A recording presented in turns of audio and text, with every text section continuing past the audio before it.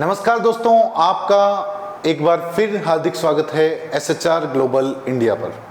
मैं अमन शर्मा।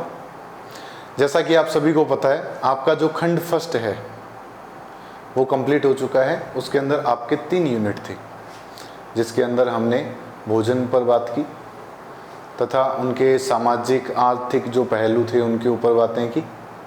भोजन किस प्रकार का हो सकता है वेदों के अनुसार, है ना। भोजन से कितने प्रकार से, जैसे हम सामाजिक रिश्ते भी भोजन के थ्रू बनाते हैं। संतुलित भोजन होना चाहिए और उसके अंदर निश्चित मात्रा में कार्बोहाइड्रेट, वसा, प्रोटीन और खनिज लवण जो है उनकी उपलब्धता होनी चाहिए। और किसी भी टाइप से कुपोषण से बचा जा सकता है संतुलित भोजन करके। आज हम हमारे इसी DECE का जो DECE की बुक जो सेकंड है उसके खंड सेकंड की बात करें, सेक्शन 2 की बात करें, जिसके अंदर यूनिट फर्स्ट जो है वो होगी आपके पास में कार्बोहाइड्रेट्स एंड वाटर। हम किन के ऊपर बात करने वाले हैं? कार्बोहाइड्रेट एवं पानी पर बात करने वाले हैं। बात कर रहे हैं बेसिक कॉन्सेप्ट्स इन न्यूट्रिशन। सबसे पहले तो हम बात करते हैं कि जो भी हमारा भोज्य पदार्थ है, जो भी हमारा भोजन है, उस भोजन के अंदर, उस भोजन में मुख्य रूप से भोजन के मुख्य रूप से कितने घटक हो सकते हैं? एक तो हो सकता है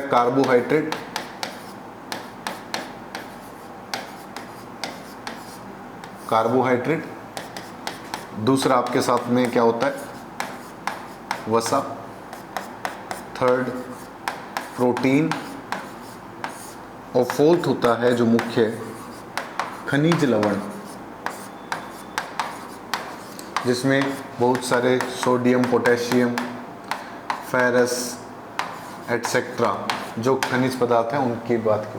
और जल है तो कल है, और जल है तो कल है।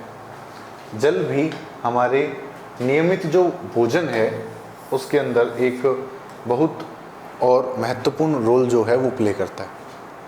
हमने हमारी जो खंड फर्स्ट की सेकंड यूनिट थी उसके अंदर कुछ बातें की थी कि भोजन को चबाया जाता है और उसे लसलसा बना करके हमारे जो आहार नाल है उसके थ्रू उसको आमाशय तक पहुंचाया जाता है।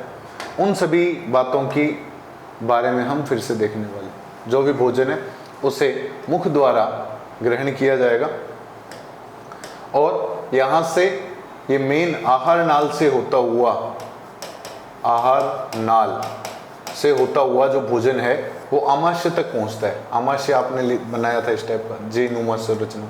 इसके ऊपर क्या था? यकृत था। इसके ऊपर क्या था? यकृत था। ठीक है, आमाशय के ऊपर क्या था बेटा? यकृत। अग्नाशय रस स्रावित होता है। ठीक है, वापस से बात करते हैं। मुख द्वारा भोजन को चबाया जाएगा और छोटे छोटे टुकड़ों में इसको तोड़ दिया जाएगा, छोटे छोटे टुकड़ों में। और यहाँ से स्टार्च युक्त जो भोजन है उसका पाचन जो है वो शुरू हो जाता है और लार द्वारा इसको लसलसा बना करके आहार नाल, जिसमें सी टाइप के छल्ले होते हैं, आहार नाल के थ्रू ये हमारे आमाशय में आ जाता है। आमाशय में प्रेजेंट होता है जठर रस। कौन सा रस? जठर रस। और इस जठर रस के थ्रू यहाँ पर इसको सड़ाया गलाया जाता है, इसको गलाया जाता है मेनली। और यहाँ पर भोजन का मिलना व प्रोटीन का छोटे छोटे कणों में टूटना जो है, ये क्रिया यहाँ पर संपन्न होती है। अब चूंकि यहाँ पर पूरा का पूरा जो आपका भोजन था उसका जो मीडियम है वो जठर रस, जो कि स्ट्रॉन्ग एसिड होता है, स्ट्रॉन्ग एसिड होता है। स्ट्रॉन्ग एसिड के थ्रू इसका जो मीडियम है वो कैसा हो चुका है बेटा? अम्लीय माध्यम हो चुका है। एसिडिक मीडियम जो है वो हो चुका है। एसिडिक मीडियम होने की वजह से, अम्लीय माध्यम होने की वजह से यहाँ पर होता है अग्नाशय। क्या होता है? अग्नाशय। अग्नाशय क्या काम करता है? अग्नाशय, जिसको आप लीवर भी बोलते हो, यकृत बोलते हो। यकृत जो है वो विभिन्न टाइप के रस स्रावित करता है और इन्हीं अग्नाशयी रसों से ये जो अम्लीय माध्यम है ये संतुलित हो जाता है। ये क्या हो जाता है? संतुलित। बोर्ड पर ध्यान दीजिएगा तभी बातें समझ में आएगी। कुछ यहाँ लिख रहा हूँ, कुछ यहाँ लिख रहा हूँ। डायग्राम समझोगे चैप्टर समझ में आ जाएगा। अब यहाँ पर संतुलित हो जाएगा। 10th क्लास में पढ़ा था अम्ल को संतुलित कौन करता है? क्षार। एसिड को संतुलित कौन करेगा? एसिड को बैलेंस करेगा बेस। एसिड को जब बेस जो है वो बैलेंस कर देगा, न्यूट्रल बना देगा।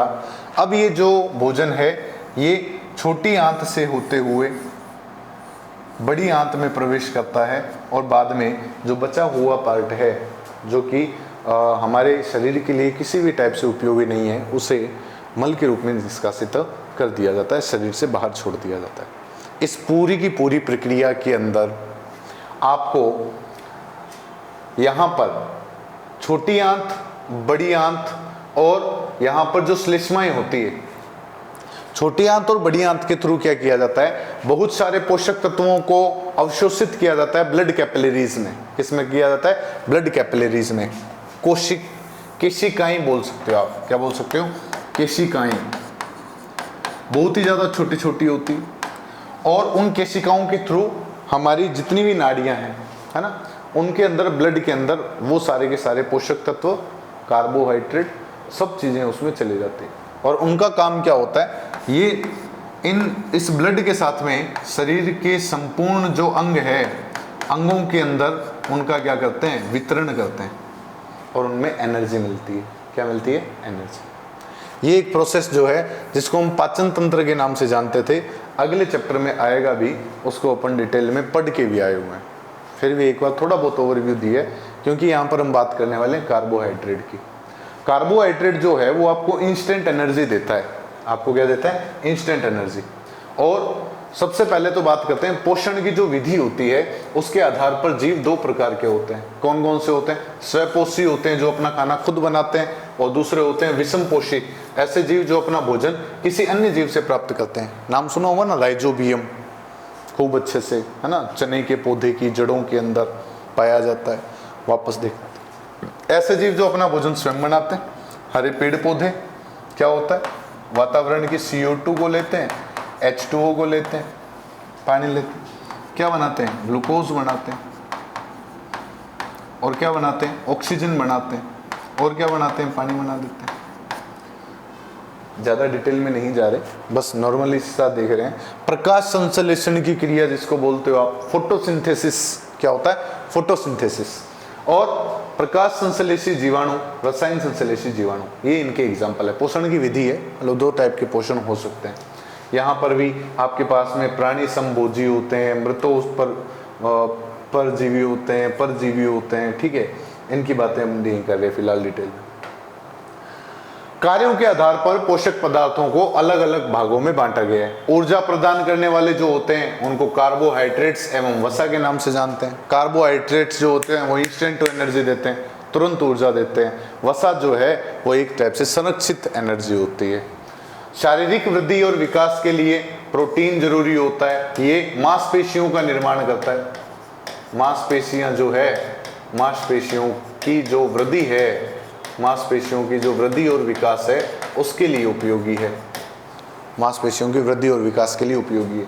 साथ ही साथ में उपापचयी क्रियाओं को करवाने के लिए जितने भी टाइप के विटामिन है और खनिज लवण है और जल जो है और रेशे जिनको फाइबर्स जो कि हमको फ्रूट से मिलते हैं, ये उपयोगी होते हैं। और वंशागति में सहायक जो होते हैं वो न्यूक्लिक अम्ल होते हैं, जिनको आप DNA और RNA के नाम से जानते हो। डीऑक्सी राइबोन्यूक्लिक और ये होता है राइबोन्यूक्लिक अम्ल, है ना, राइबोन्यूक्लिक एसिड। तो ये होते हैं वंशागति में सहायक। माता पिता के जो गुण हैं वो बच्चों के अंदर चले जाते हैं, किसके थ्रू? जीन्स के थ्रू, क्रोमोसोम के थ्रू। वो क्या होता है? DNA। क्या होता है? DNA। हर एक स्पीसीज का अपना खुद का एक पर्टिकुलर DNA होता है, ठीक है। नेक्स्ट, तो मेनली क्या है? ऊर्जा प्रदान करते हैं कार्बोहाइड्रेट और वसा। शारीरिक वृद्धि और विकास प्रोटीन होता है, और उपापचयी क्रियाओं में विटामिन, खनिज लवण और जल और फाइबर्स जो है वो शामिल है, और जो आपके वंशागति के अंदर सहायक है वो न्यूक्लिक अम्ल, डीएनए और आरएनए है। अब बात कर लीजिए क्या कार्बोहाइड्रेट्स क्या है। कार्बोहाइड्रेट्स का जो जनरल फॉर्मूला होता है वो होता है CnH2nOn। N यहाँ पर नंबर ऑफ कार्बन हो सकता है, नंबर ऑफ कार्बन है, ठीक है। और अगर इसको थोड़ा सा और बैलेंस्ड कर दिया जाए तो H2n, तो H2O, N कॉमन ले लिया इनमें से, ठीक है। Cn इस टाइप से, इनको हाइड्रेट्स के नाम से भी जाना जाता है, ठीक है। क्या नाम से जाना जाता है? Hydrates of carbon. हाइड्रेट्स क्या होता है? पानी। क्या होता है? हाइड्रेट्स क्या हो जाएगा? पानी। तो कार्बन के जो हाइड्रेट्स होंगे उन्हीं को कार्बोहाइड्रेट्स से नाम से जाना जाएगा, ठीक है। यहाँ पर कार्बन, हाइड्रोजन और ऑक्सीजन जो है वो मिलकर के कंपाउंड जो बनाते हैं, इसी कंपाउंड को क्या बोलते हैं? हम कार्बोहाइड्रेट के नाम से जानते हैं। और इन यौगिकों के जो अंतिम सिरे जो हैं वो एल्डिहाइड समूह। एल्डिहाइड समूह कौन सा होता है? एल्डिहाइड समूह होता है CHO। कौन सा होता है? CHO। ये जो ग्रुप जो होता है ये एल्डिहाइड होता है, जो कि एल्डोज शर्करा बनाते हैं। या यौगिकों के बीच में कीटोन समूह होगा। कीटोन में क्या होता है? एक कार्बन डबल बॉन्ड के साथ होता है, इधर कार्बन की कोई चेन, इधर कार्बन की कोई चेन। ये दोनों चेनें हो सकता है बराबर हो या हो सकता है नहीं बराबर हो। पर्टिकुलर बात ये है, आपको फॉर्मूला याद नहीं करना है, सामान्य जानकारी के लिए आपको बताया जा रहा है। बस आपको ये ध्यान में रखना है कार्बोहाइड्रेट्स किस किस से मिलकर के बना होता है? कार्बन, हाइड्रोजन और ऑक्सीजन से मिलकर के बना होता है। जनरल फॉर्मूला कार्बन का जो हाइड्रेट, हाइड्रेट मतलब एक्वा, जो पानी होता है, इसी को कार्बोहाइड्रेट के नाम से जानते हैं। इसका फॉर्मूला ये या फिर ये आप ध्यान में रख सकते हो। साथ ही साथ में बस इतना आप ध्यान में रखिए, ये आपको थोड़ी और जानकारी के लिए बताया गया है। जो बच्चे साइंस बैकग्राउंड से हैं और 10th क्लास में भी आपने फंक्शनल ग्रुप जो पढ़ा था उसके अकॉर्डिंग आप जान सकते हो कि एल्डिहाइड समूह कुछ इस टाइप से होता है और कीटोनिक समूह कुछ इस टाइप से होता है, ठीक है। इसे कीटोस शर्करा और एल्डोज शर्करा के नाम से भी जाना जाता है। नेक्स्ट, आपके कार्बोहाइड्रेट जो है वो हमारे भोजन में मुख्य रूप से अनाजों जैसे गेहूं, चावल और मक्के से, दूध, फल, शर्करा, शहद और दालों में पाए जाते हैं, जो कि आपको इंस्टेंट एनर्जी भी देते हैं, है ना। कार्बोहाइड्रेट का मुख्य कार्य जो है वो है ऊर्जा प्रदान करना, तथा इससे प्राप्त जो होने वाली ऊर्जा होती है वो अप्रोक्सीमेट 4 किलो कैलोरी पर ग्राम होती है। कितनी होती है? 4 किलो कैलोरी पर ग्राम, यानी 1 ग्राम के अंदर 4 किलो कैलोरी एनर्जी जो है वो संग्रहित होती है। किस किस से मिलता है? गेहूं, चावल, मक्का, दूध, है ना, फल, शर्करा, शर्करा, चीनी, शुगर, शहद और दालों के अंदर होता है। दालों में और क्या होता है? दालों के अंदर और प्रोटीन होता है। क्या होता है? प्रोटीन, भर भर के होता है प्रोटीन। नेक्स्ट, कार्बोहाइड्रेट को सामान्यतः शर्कराएं या शुगर के नाम से भी जानी जाती है, क्योंकि अधिकांश कार्बोहाइड्रेट स्वाद में मीठे तथा जल में घुलनशील होते हैं और आपके पास सरल शर्कराओं के आपस में जुड़ने से बनते हैं। मतलब ये मीठे होते हैं स्वाद में और जल में आसानी से घुल जाते हैं, क्योंकि ये क्या होते हैं? कार्बन के हाइड्राइड होते हैं। क्या होते हैं ये? कार्बन के हाइड्राइड। इसी वजह से साथ ही साथ में रासायनिक संगठन के आधार पर कार्बोहाइड्रेट्स 2 प्रकार के होते हैं। कौन कौन से? सरल कार्बोहाइड्रेट्स, जिनको सिंपल कार्बोहाइड्रेट के नाम से जानोगे, मोनोसेकेराइड्स होते हैं कुछ, और कुछ ओलिगोसेकेराइड्स होते हैं। और जो जटिल कार्बोहाइड्रेट्स होते हैं, कॉम्प्लेक्स कार्बोहाइड्रेट्स जो होते हैं, ये आपके पॉलीसेकेराइड की कंडीशन में होते हैं, ठीक है। ये कुछ और जानकारी आपको एडिशनल दी गई है यहाँ पर। जैसा कि बात की गई कि कार्बोहाइड्रेट्स जो है वो कैसे होंगे? जो भी आपने खाना खाया है उसको बड़ी आंत, छोटी आंत द्वारा अवशोषित कर लिया जाता है। खनिज लवण, कार्बोहाइड्रेट्स, जितने भी उपयोगी संसाधन हैं उन सभी को उनके द्वारा अवशोषित किया जाता है। तो अगर आप देखते हो शुद्ध संतुष्टि, भूख को शांत करना, जैसा कि हम सभी जानते हैं मानव पाचन तंत्र में रेशे में कोई रासायनिक परिवर्तन नहीं होता, फिर भी पाचन तंत्र में इनके कुछ अवयव जल सूखकर फूल जाते हैं तथा भोजन का भारी बना देते हैं, जिससे हमारा पेट भरा हुआ महसूस करता है। हम खाते तो कम है पर वो अंदर जाकर के फूल जाता है।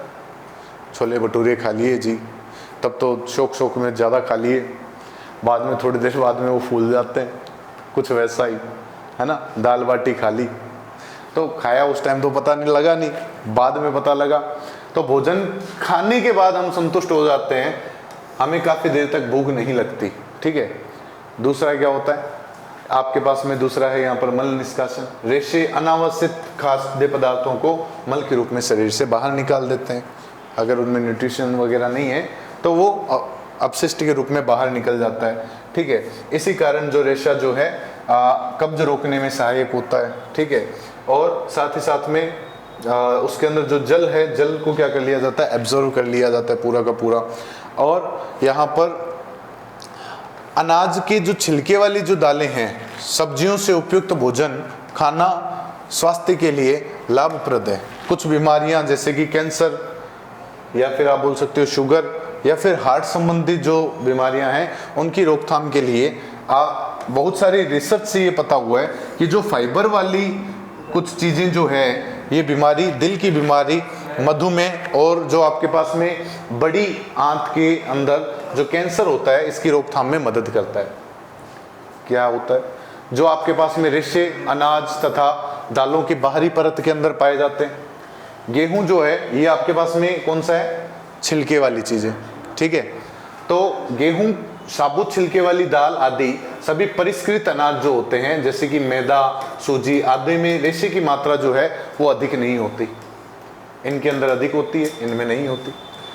इसके अतिरिक्त कुछ सब्जियां और फलों में रेशे की मात्रा काफी अधिक होती है, जबकि पशुओं से प्राप्त खाद्य पदार्थों जैसे कि दूध, मांस, मछली, अंडे, इनमें रेशा नहीं होता बिल्कुल भी। तो रेशेदार जो चीजें होती है वो लाभप्रद होती है, ठीक है, और विभिन्न प्रकार की बीमारियों को रोकथाम के लिए जरूरी होती है। तो ये मैदा वगैरह, भटूरे खा लिए जी, सूजी, है ना। तो चावल आपको फाइबर देगा, पर यहाँ पर सूजी और मैदा जो है इनमें फाइबर के गुण नहीं होंगे।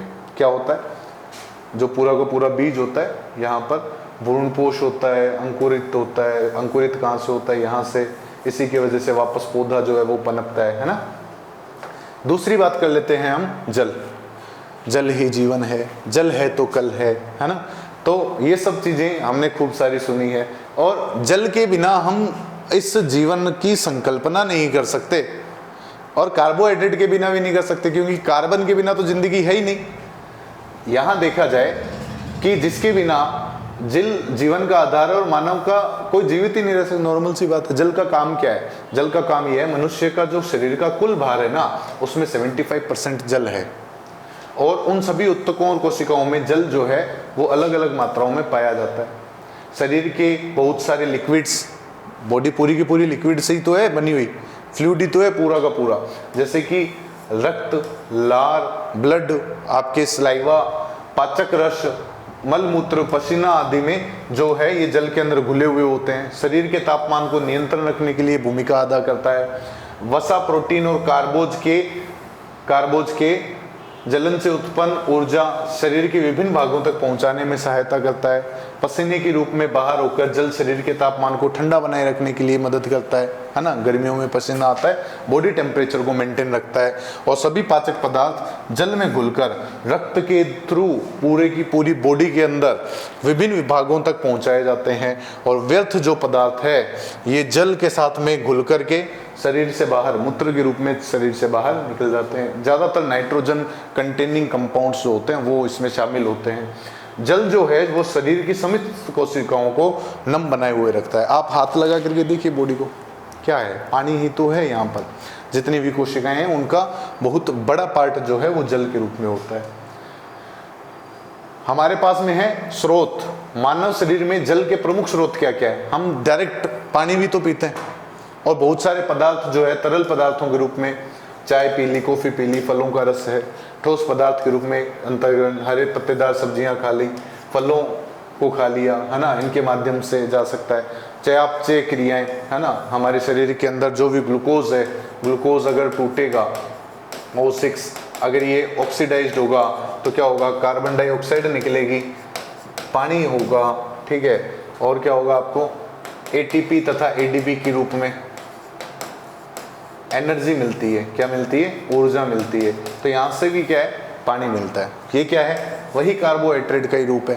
ग्लूकोज, ग्लूकोज जब टूटता है, ऑक्सीजन हम सांस ले रहे हैं, ग्लूकोज विभिन्न भागों तक पहुंचा हुआ है, सांस ली तो ऑक्सीजन भी पहुंचा विभिन्न भागों तक रक्त के थ्रू, और वहां पर जाकर के कोशिका के अंदर क्या होती है, ये क्रिया होती है, ठीक है, जिसके थ्रू CO2 बाहर आती है, वापस से रेस्पिरेशन, है ना, और H2O जो है, पानी जो है वो बनता है, और ये पानी कोशिकाओं के पास होता है।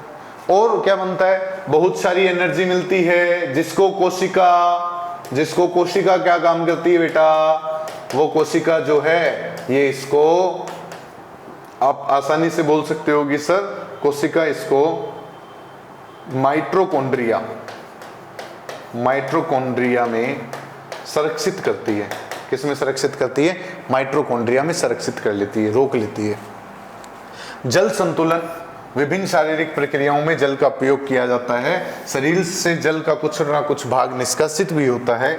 गुर्दे, फेफड़े, पाचन तंत्र के माध्यम से शरीर से जल का निष्कासन होता है। इसके अतिरिक्त जल जो है वो त्वचा से, पसीने के द्वारा, मूत्र के द्वारा, पाचन तंत्र से लार के रूप में शरीर से काफी मात्रा में जल का निष्कासन होता है। नॉर्मल सी बात है। सामान्य परिस्थितियों में अंतर्ग्रहण किए गए जल और निष्कासित किए गए जल की मात्रा में शरीर संतुलन बनाने में सफल होता है। इसी को जल संतुलन कहा जाता है। मतलब हम जो जल पी रहे हैं विभिन्न सोर्स से, और शरीर उसको क्या कर रहा है, निष्कासित कर रहा है, इसके अंदर अगर बैलेंस है, प्यास नहीं लग रही है, ये जल का एक टाइप से संतुलन बना हुआ है। तो ये थी आपकी इस एकक की, इस खंड की यूनिट फर्स्ट। हम मिलते हैं हमारी अगली क्लास में कुछ नए कंटेंट के साथ। तब तक के लिए हंसते रहिए, मुस्कुराते रहिए। धन्यवाद।